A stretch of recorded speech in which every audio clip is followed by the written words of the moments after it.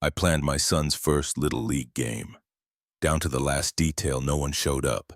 A week later, my sister demanded $2,000 for her kid's party. What happened next ended everything. Sup, Reddit. So I cut off my entire family financially after they no-showed my 6-year-old's first baseball game. My sister lost her apartment. My brother moved back in with our parents. My dad had to borrow money from his brother for the first time in his adult life. All because they couldn't show up for one Saturday morning. Let me break this down for you. I'm Matthew, 38 years old, single dad to the best kid on the planet. I work in IT management, drive a 2017 Honda Civic with 140,000 miles on it, and live in a 2-bedroom apartment that costs exactly $1,450 a month. Nothing fancy, just a regular life with regular bills and a kid who deserves better. Here's the thing about being the responsible one in your family. People stop seeing you as a person and start seeing you as a solution. Got rent coming up short? Call Matthew. Car payment due? Matthew will cover it. Need a loan co-signer? Matthew's name goes on the line. I've been that guy since I was 22. At first, it felt good, like I was being a good son, a good brother. That feeling lasted about 3 years before it turned into obligation. And obligation turned into resentment, and resentment turned into a normal Tuesday. My family consists of my parents, my sister Lisa, who's 34, and my brother Justin, who just turned 32. Lisa was always the golden child, homecoming queen, dated the popular guys, had that magnetic thing. Mom used to say she had star quality, that extraordinary thing never arrived, but the expectations stuck around. She's had 4 different business ideas in 6 years. A boutique that closed after 8 months, a lifestyle blog, an Etsy shop that produced 12 candles before she got bored, and a social media consulting business that was really just her posting on her own accounts. Every venture required startup capital. Every time I provided it, she's married to George, who's a nice enough guy but has the financial planning skills of a goldfish. They have a daughter, Melissa, who's 8. Sweet kid. Not her fault her parents spend money like they're printing it in the basement. Justin is what my dad calls a late bloomer, and what I call 32 with no direction. He's been in community college on and off for 6 years, working on a communications degree he'll probably never finish. Works part-time at a sporting goods store, lives in a studio he can barely afford, and talks about opportunities that never materialize. He's charming as heck, the kind of guy who can make you laugh even when you're mad at him. My parents are good people who can't say no to Lisa or Justin. I'm the one who's been making their property tax payments for 4 years because Dad's fixed income doesn't quite cover everything. The numbers. In the last 12 months, I'd sent Lisa $8,340 for various emergencies, rent, car repairs, Melissa's dance competitions, medical bills. I kept a spreadsheet, every dollar documented. Spoiler, I never got paid back. Justin got $5,790 in the same period.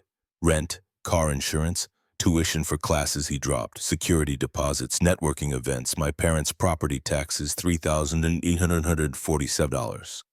Dad's truck loan I co-signed, $387 monthly for 18 months. That's $6,066. Add it all up, $29,243 on my family last year before the smaller stuff. The $40 for groceries, the $60 for gas, the random emergencies. I could have bought a decent car with that, could have moved somewhere better, could have started a college fund that actually grew. But here's the thing that kept me going. I thought family meant something. I thought if I kept showing up, kept helping, kept being the dependable one, then maybe when I needed something, they'd be there too. Spoiler alert number 2. That's not how it works. My son Paul turned 6 in March. His mom left when he was 2, said she wasn't ready for the responsibility, and I haven't heard from her since. No child support, no birthday cards, no random texts checking in, just gone. So it's been me and Paul against the world for the last 4 years. And honestly, that kid is the only reason I'm still functioning like a normal human being. He's got my dark hair, this smile that could light up a whole city block, and this way of looking at things that makes everything seem possible. He's into dinosaurs, Lego, and as of January, baseball. He saw a game on TV and decided that was it. That was his thing. He wanted to play. So I signed him up for Little League. The registration was $185, plus another $120 for equipment since I had to buy everything from scratch. Glove, bat, cleat, helmet, the works. He practiced in the living room every night with a plastic bat, watching YouTube videos of professional players asking me questions I had to Google the answers to, because I never played baseball as a kid. His first game was scheduled for Saturday, April 27th at 10 o'clock a.m. Soon as I got the schedule, I knew I wanted to make it special. Not just show up and watch, but really make it a moment he'd remember. The kind of thing where his whole family came out and made him feel like the most important person in the world. Picture this. I ordered custom jerseys for Paul's entire team. 14 jerseys at $28.50 each, all with names printed on the back. $399 total, which should have gone towards summer camp, but whatever. Worth it. Bought snacks for the team, full spread, juice boxes, fruit pouches, pretzels, crackers, candy, little goodie bags with baseball cards and chocolate. $1,743 at Target. The banner. Custom vinyl, 6 foot wide, full color, team name and logo, rush shipping $340. Total investment in Paul's first game, $85. I invited everyone 3 weeks in advance. Sent a group text to the family chat at exactly 7:14 p.m. on April 6th. Paul's first Little League game is Saturday, April 27th at 10 o'clock a.m. Martin Field behind the community center. Really hope everyone can make it. It would mean the world to him. Everyone responded within an hour. Mom wouldn't miss it. We'll be there with bells on. Dad, looking forward to it, son. Tell Paul. Grandpa's ready to cheer loud. Lisa. Oh my God. Yes, Melissa will be so excited. We'll bring chairs. Justin, for sure, dude. Sounds awesome. I followed up with individual calls the week before. Everyone confirmed, everyone said they'd be there. Lisa even asked what time she should arrive to get good seats, and I told her 9:30 just to be safe. She said, perfect. They'd leave by 9 sir. I believed them. That's the part that still gets me. I actually believed them. A Saturday, April 27th started at 6:07 a.m. when Paul ran into my room wearing his jersey over his pajamas. Dad, it's game day. We made pancakes shaped like baseballs. He ate 4 while telling me his strategy for right field. Everyone's coming, right? And he asked for the 5th time. Everyone's coming, buddy. That absolute certainty in his eyes almost killed me. We got to Martin Field at 9:22 a.m. early, but Paul wanted to help set up, and I wanted to make sure I got those 8 seats I'd been planning for. The banner went up first. Coach Mike and I unrolled it and zip-tied it to the chain-link fence behind home plate. Paul stood back and looked at it with this expression like we just hung the Mona Lisa. That's so cool, Dad. Yeah, buddy, yeah, it is. The bleachers started filling up around 9:45. Other families arriving with their coolers and their matching t-shirts and their whole extended support systems. Grandparents, aunts, uncles, cousins, everyone clustering together, taking pictures, making memories. I saved 8 seats, front row right behind home plate, best view in the house, put my jacket across 3 of them, my backpack on 2 more. Asked the family next to me if they'd mind saving the other 3. They were cool about it. Paul kept looking over during warm-ups.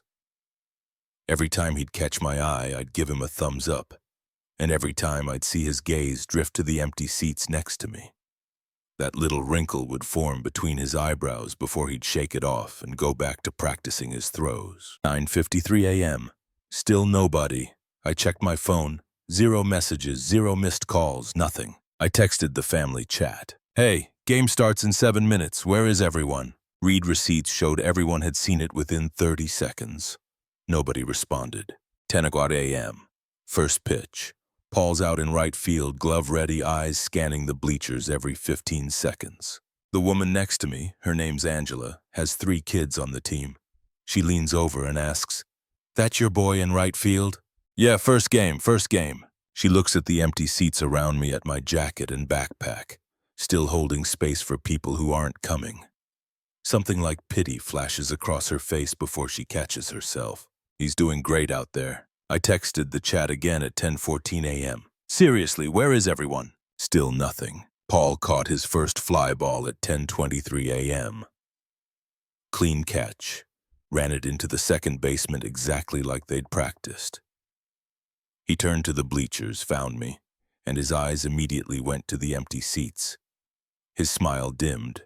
Not gone, but definitely dimmer. Angela and her family started cheering for Paul, too. Her husband, Tom, figured out pretty quick what was happening. They rallied their kids to cheer every time Paul made a play. Their youngest, maybe 4 years old, kept yelling, "Go, Paul!" even when Paul wasn't doing anything, just standing there in right field. That's when I knew these strangers felt sorry for us. They were watching my kid realize his family wasn't coming. And they were trying to fill that gap because they're decent people who understood what this moment meant. Top of the third inning, 10:47 a.m. My phone finally buzzed. "Lisa, hey, so sorry we're not going to make it." Melissa's friend invited her to a birthday party at the Henderson's house, and it's kind of a big deal. The Henderson girl is like the popular kid in her class. Rain check. I stared at that message for a solid 30 seconds. A birthday party for a kid that Melissa barely knew at a house that was probably 30 minutes from the baseball field.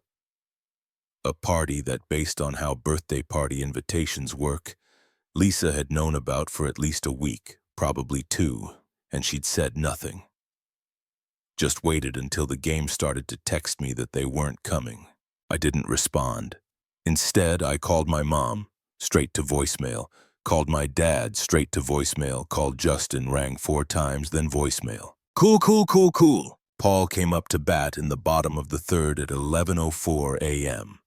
Struck out swinging, walked back to the dugout with his shoulders hunched forward in a way that made him look smaller than he actually is. Coach Mike said something to him and Paul nodded, but I could see his eyes were wet. Angela's family cheered anyway. "Good try, Paul. You'll get it next time." The game ended at 11:47 a.m. Paul's team won 8-5. He went 0 for 2 at the plate, but he'd caught 2 fly balls in the outfield and hadn't made any errors. Coach Mike gave all the kids high fives and told them they did great for their first game. Paul walked over to me slowly. The other kids were running to their families, getting hugs and congratulations and being told how proud everyone was. Paul just walked, "Where is everyone, Dad?" And that's the moment right there. That's the moment when something fundamental shifted in my brain. "They couldn't make it, buddy, but I'm here and you were amazing. But you said everyone was coming." "I know, I thought they were." He didn't cry, didn't throw a fit, just nodded and said, "Okay." In this small voice that made me want to set the world on fire. We went for ice cream after his choice. Got him a waffle cone with 2 scoops of cookie dough. He was quiet the whole time, just eating his ice cream and swinging his legs under the table. The other families from the team were there too, celebrating their win. And I watched Paul watch them, watched him see what it looked like when whole family showed up. Finally, he looked up at me and asked, "Did I do something wrong?" "What number?" "Buddy, no, you were perfect out there." "Then why didn't they come?" And I didn't have an answer that wouldn't make his family look bad or make him feel worse. So I just said, "I don't know, Paul, but it's not because of anything you did. Sometimes grown-ups make bad choices." He accepted that because 6-year-olds don't have the capacity yet to understand that sometimes people just suck. That sometimes the people who are supposed to love you will choose convenience over showing up. That sometimes you're just not a priority no matter how much you should be. But I understood it sitting there in that ice cream shop watching my kid try to make sense of being let down by people who should have been there. I understood it perfectly. We got home at 1:33 p.m.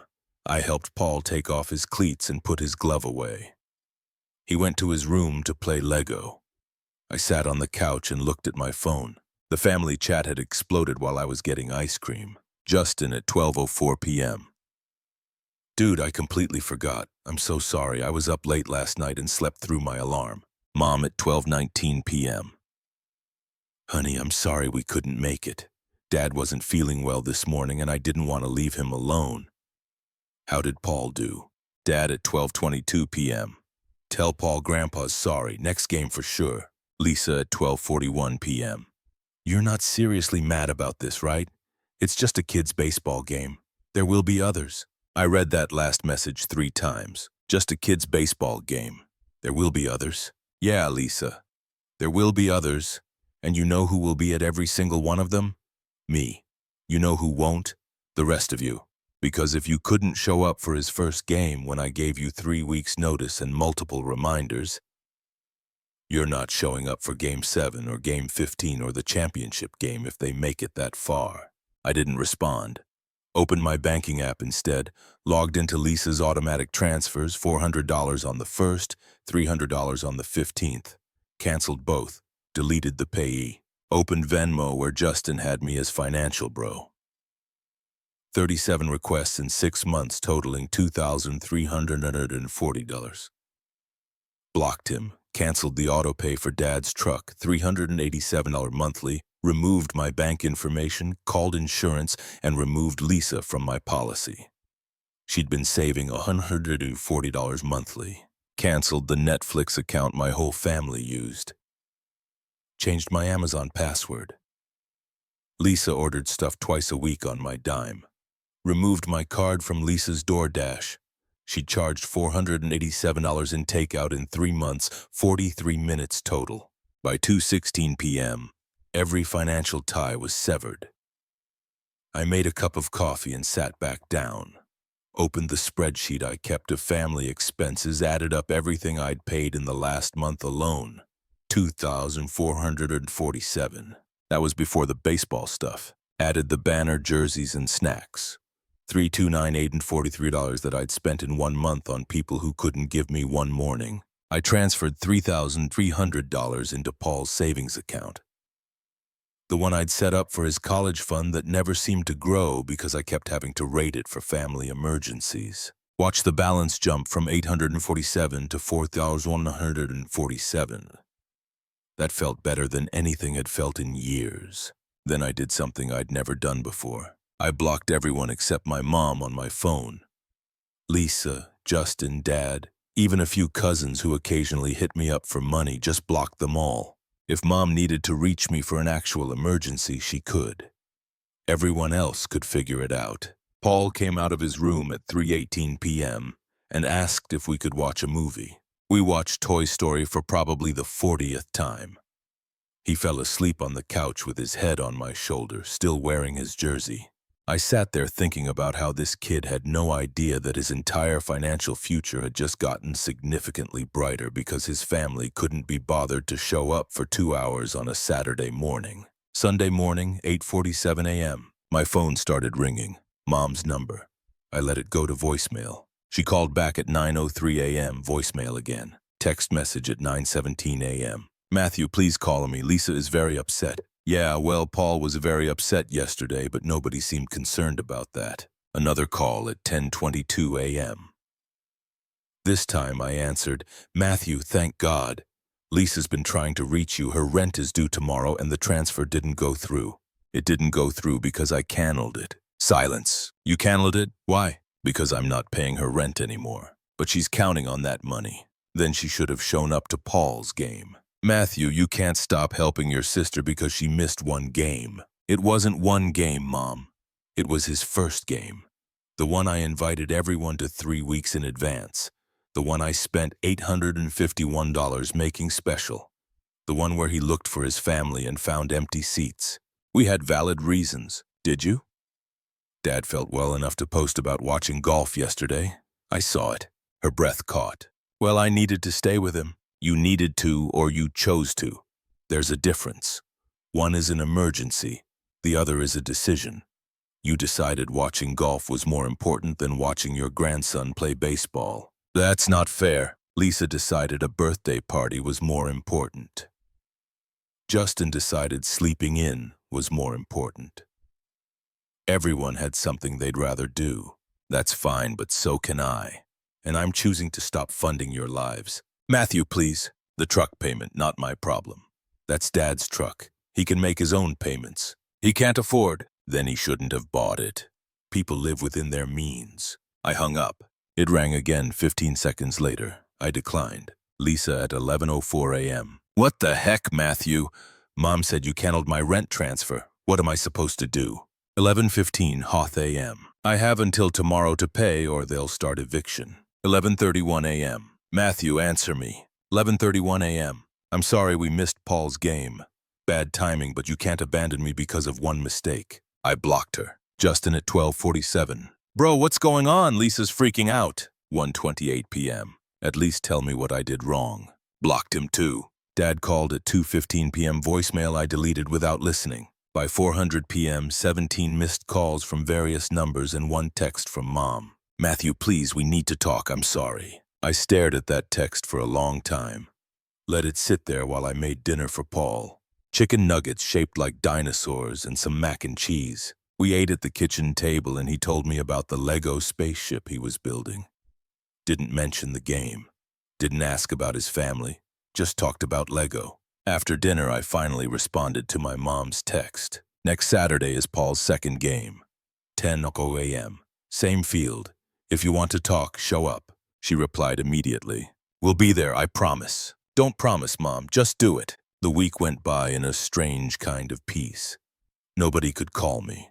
Nobody could text me demanding explanations or money or both. I went to work, picked Paul up from school, made dinner, helped with homework, read bedtime stories, normal life, the life I should have been living all along. I checked my bank account on Wednesday and did something I'd never been able to do before.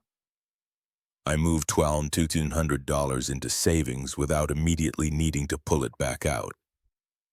Just saved it, let it sit there and grow. Signed Paul up for summer baseball camp. $340 for 2 weeks in July. Didn't even flinch at the cost because I knew I could afford it now. Bought him new cleats because his were already getting tight. $57.99 at Dick's Sporting Goods. Got him batting gloves too because he asked and I didn't have to check my account first to see if I could swing it. We got ice cream on Thursday night just because. No special occasion. Just felt like getting ice cream, $11.40 for 2 cones, and I paid cash without counting it twice. These sound like small things. They are small things, but they felt massive. They felt like breathing room, like the difference between treading water and actually swimming. Friday afternoon, my phone rang from an unknown number. I almost didn't answer, but something made me pick up. Matthew, Lisa's voice calling from someone else's phone. Please don't hang up. I should have hung up. I need to talk to you, please, 5 minutes. Against my better judgment. You've got 3. I borrowed money from George's parents for rent. We made the payment yesterday, but George is furious with me because now we owe his family money and he's never had to borrow from them before. He says it's humiliating. Okay, that's it. Just okay. What do you want me to say, Lisa? I'm sorry you had to ask for help from someone other than me. I'm sorry you had to feel what it's like to be dependent on someone else's generosity. You don't understand. No, you don't understand. I've been your safety net for 12 years. 12 years of you making bad financial decisions and me fixing them. You want to know why I'm done? It's not because you missed Paul's game. I mean, that's part of it, but really it's because you called it just a kid's baseball game. Like, it was nothing. Like my kids' feelings don't matter because there will be others. I didn't mean it like that. How did you mean it? Silence. That's what I thought. Look, I'm not your backup plan anymore. I'm not your emergency fund. Figure it out like everyone else does. But we're family. Family shows up, Lisa. That's what family does. They show up. I hung up. This time I did block the number. Saturday morning, game day. Paul was excited, but noticeably less so than last week. He kept asking if it was okay that it was just us going. If he was in trouble for something. If I was mad at him. That last one about killed me. Buddy, I'm not mad at you. You didn't do anything wrong, I promise. Then why is everyone else mad? Kids are too perceptive. They're not mad at you. They're mad at me because I made some changes, but it's not your fault. We got to the field at 9:40. Started unpacking our chairs and his gear. I'd brought snacks for him and water bottles, but I didn't go overboard this time. Just the basics. At 9:48 I saw them, my mom and dad walking across the parking lot. Mom was carrying a handmade sign that said, "Go Paul," in big red letters with baseballs drawn around it. Dad had his old baseball cap on and was moving slower than usual. But he was there, actually there. At 9:53, Lisa's minivan pulled into the lot. She, George, and Melissa got out. Melissa was wearing a baseball t-shirt and carrying pom-poms. Lisa looked nervous, like she wasn't sure she'd be welcome. At 9:57, Justin's beat-up sedan parked at the far end of the lot. He got out and jogged over, clearly trying to make it before 10 o'clock. Made it with 3 minutes to spare. Paul saw them and froze. Looked up at me with this expression like he didn't know if he was allowed to be happy about it. Like maybe this was a trick or they'd disappear. "They came," I said simply. He didn't run to them, just stood there until they came to him. My mom got there first and dropped to her knees right there in the grass, not caring about the dirt or the stains. "Oh, Paul, sweetheart, I am so sorry we missed your first game." That was wrong. It was very wrong, and we're here now, and we're going to be here for every game if you want us here. Paul looked at her, then at me. I nodded. Permission to believe it. He let her hug him. Dad came over next, slower because of his knees, and ruffled Paul's hair. "Ready to see you play, slugger." Lisa and George apologized. Melissa gave Paul the pom-poms and said she was going to cheer so loud everyone would hear her. Justin did his usual charming thing and made Paul laugh with some joke about baseball players being cooler than football players. They all found seats. Not in the front row this time. I'd taken that spot, but they were there in the bleachers with signs and pom-poms and actual interest in what was happening on the field. The game started at Zone 3. Paul played second base for the first 3 innings. Made an error in the first inning.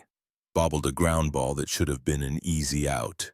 But when he looked at the bleachers, his whole family was cheering anyway. Melissa was shaking her pom-poms and yelling, "That's okay, Paul. You got the next one."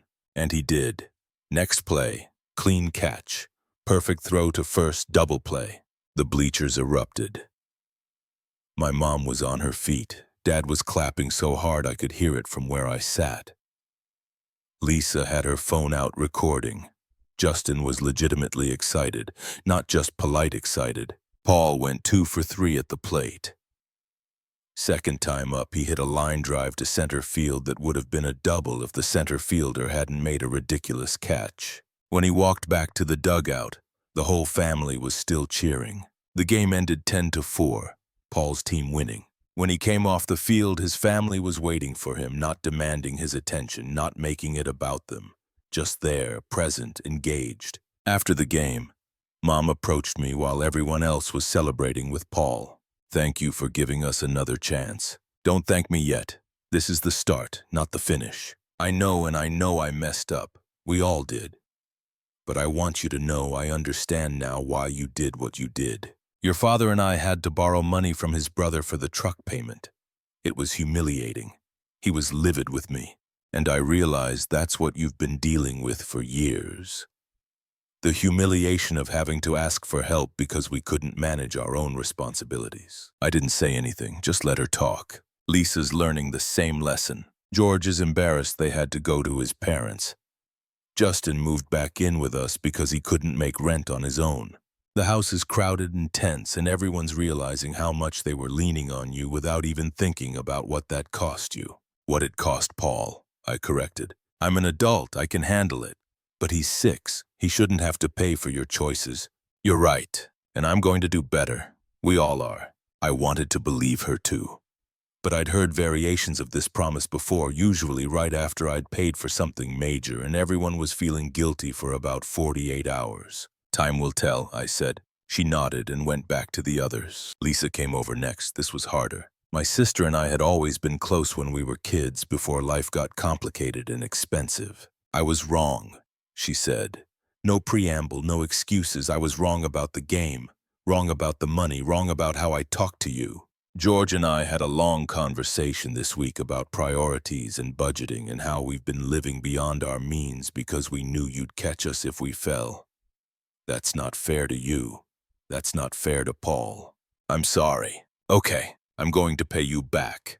It's going to take time, but I'm going to pay back what I owe you. I made a spreadsheet like you do. Every dollar I borrowed, every favor you did that cost you money. It's going to be a payment plan, but I'm going to do it. I didn't know what to say to that. Honestly, didn't think I'd ever hear Lisa acknowledge the debt, let alone offer to repay it. You don't have to. Yes, I do. Because you were right. Family shows up, and part of showing up is taking responsibility. So I'm going to, even if it takes years. Justin was next. He looked uncomfortable, which was new. Justin's whole thing was being comfortable everywhere. I don't have a big speech, he said. I'm just sorry for all of it, for sleeping through the game, for treating you like a bank, for not respecting your time or your money or your kid. I moved back in with Mom and Dad, and it sucks. But it's forcing me to actually finish school and get a real job because I can't keep doing this. So thanks, I guess, for making me grow up even though it was like getting hit by a truck. Welcome to adulthood, I said. It's terrible, you'll hate it. He laughed. Yeah, I'm getting that. We drove home after the game. Just me and Paul. And he talked the entire way about how Melissa said she wants to play baseball too. And how Grandpa knew all these stats about professional players. And how Uncle Justin said he'd come to practice with him sometime. That night, I checked my savings account. The balance had grown to $5,147 without me even trying, just by not bleeding money to everyone else. I started a list on my phone. Summer camp already paid $340. New glove when he grows out of this one, approximately $80. Real birthday party, not just family, actual party, $300. Disney World someday, $3,500 probably. Braces eventually $5,000. Car at 16, $8,000. College, everything else. These were Paul's needs, my needs, not Lisa's boutique business. Number 4, not Justin's networking events, not my parents' inability to budget for property taxes. Just us. My phone buzzed. Text from Lisa. Thank you for today, for letting us make it right. I'm going to do better. I saved the message but didn't respond immediately. Went to Paul's room where he was already asleep, still wearing his jersey, his medal from the game on his nightstand. Made a promise standing in that doorway. Never again would I prioritize anyone's comfort over his well-being. Never again would I be the invisible one funding everyone else's lives while struggling to give my kid what he deserved. I'd spent 12 years being dependable, being the solution to everyone's problems, being the one who showed up and never asked for anything in return. But dependable isn't the same as doormat, and family isn't supposed to be a one-way transaction. 2 months later, end of June, I took Paul to Disney World, just the two of us. 4 days of parks and rides and overpriced everything, funded entirely by money that used to vanish into the black hole of family obligations. We rode Space Mountain 3 times in a row because he wanted to, and I could afford the park hopper tickets without stress. Got Mickey ears with his name embroidered on them for $24.99. Stayed at a resort hotel with a pool that had a water slide shaped like a serpent. Ate ice cream twice in one day because why not? Bought him a lightsaber at Galaxy's Edge, the fancy one that cost $218 without checking my bank account first. We stayed until the fireworks ended each night.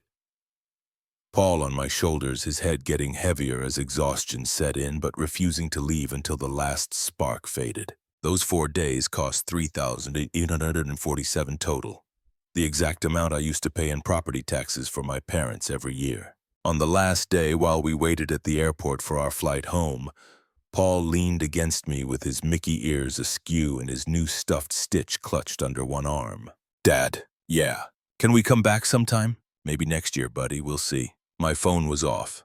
Had been off the entire trip.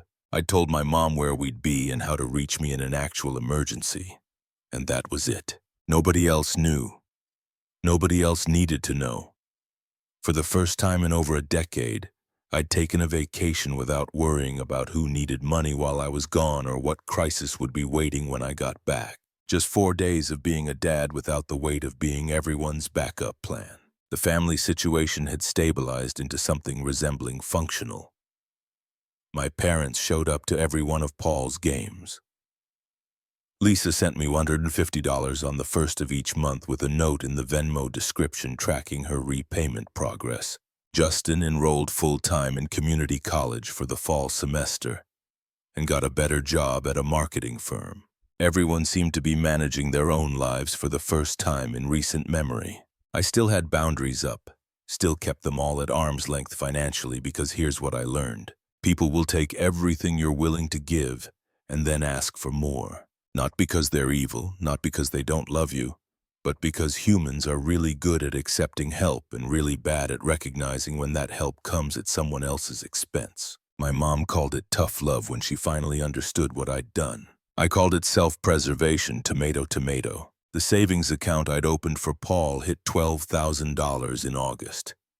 I'd been putting away what I used to spend on family expenses, watching it grow month by month. Summer camp had been incredible. Paul made friends and learned to swim better and came home brown from the sun and happy. His birthday party in September was the real one he deserved. Invited 12 kids from school, rented a bounce house, had it at a park pavilion with pizza and a custom cake shaped like a baseball diamond. Cost $387 and I paid cash without checking my account balance first. Lisa, George, and Melissa came, brought a present, stayed the whole time, helped clean up after without being asked. My parents came and actually interacted with Paul's friends, learned their names. Justin came with a girlfriend nobody had met before. They all acted like normal family members instead of people waiting for the next crisis they'd need me to solve. And Paul was just a happy kid having a birthday party with his family there. Exactly like it should have always been, surrounded by friends, running around with cake on his face, completely oblivious to the fact that this moment only existed because I'd finally learned to say no. Lisa pulled me aside while the kids were destroying the cake. "I'm up to $1,100 in repayments," she said. "I know it's not much compared to what I owe, but I'm keeping track every month. I know, I see the Venmo notes. George and I are doing better. We made a real budget, cut out the stuff we didn't need. It's weird, actually, thinking about money before spending it, but it's working." "That's good, Lisa." "Really? I was mad at you for a long time, you know. Felt like you abandoned us when we needed you most. But George pointed out that maybe we never should have needed you that much in the first place. That we're grown adults with jobs and we should have been handling our own lives. Sounds like George is smarter than I gave him credit for." She laughed. "Don't tell him that. His ego is already recovering nicely." My mom came over as Lisa walked away. "He's having a good time. Yeah, this is what birthdays should look like. You were right, you know about all of it. I've been thinking a lot about how we raised you kids and how we handled money and responsibility. I think we failed you, made you the responsible one too young, and never questioned if that was fair." "Mom, no, let me finish. You learned to be self-sufficient because you had to be. Lisa and Justin learned they'd always be rescued because they always were. That's on me and your father, and I'm sorry. I'm sorry we took you for granted. I'm sorry we treated you like the solution instead of like our son who might have needed help sometimes too. I didn't trust myself to talk without getting emotional, so I just nodded. But I'm proud of you for setting boundaries, for putting Paul first, for showing all of us what it looks like to actually be responsible instead of just talking about it. Thanks, Mom." She hugged me. Actually hugged me. Not the quick side hug she usually did. A real hug that lasted long enough to mean something. It's been 6 months since Paul's first baseball game. 6 months since I cut off my family and rebuilt everything on my own terms.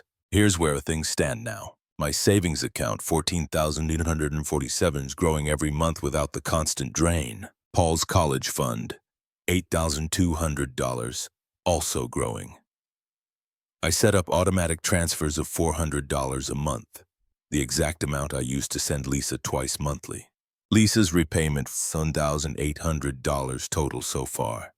She's consistent, sends $150 every month without fail with detailed notes in the Venmo description. At this rate, she'll have paid me back in about 8 years. I don't actually care if she does. The gesture matters more than the money at this point. The fact that she's actually trying means something. Justin graduated community college in December, got his associate's degree in communications, Landed a full-time job at the marketing firm making $38,000 a year. Moved into his own apartment that he pays for himself. We have lunch once a month. He always insists on paying. I let him because I can see he needs that small victory. My parents figured out their budget.